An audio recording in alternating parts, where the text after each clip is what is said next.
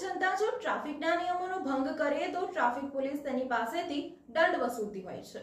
શહેરના ચકલી સર્કલ પાસે ઠસોઠસ ભરેલી રિક્ષામાં પોલીસ કર્મચારી ડ્રાઈવરની બાજુમાં જ બેઠેલો હતો। તો હવે સવાલો ઊભા થાય છે કે શું ટ્રાફિક પોલીસ તેની પાસેથી દંડ વસૂલશે? ચકલી સર્કલ પાસે એક રિક્ષામાં પોલીસકર્મી રિક્ષા ડ્રાઈવરની બાજુમાં બેઠેલો હતો।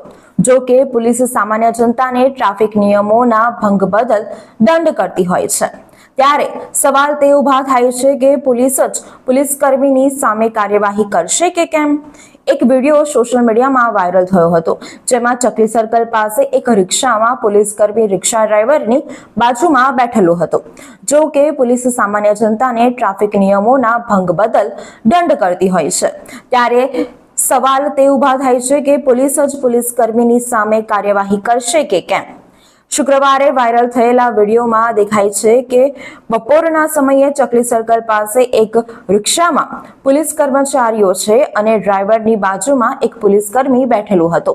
સામાન્ય રીતે આ રીતે કોઈ સામાન્ય નાગરિક બેઠો હોય તો ટ્રાફિક પોલીસ કાર્યવાહી કરતી હોય છે, તો આ વાયરલ વિડીયો બાબતે પોલીસ કોઈ તપાસ કરશે કે કેમ તે સવાલો ઉઠ્યા છે।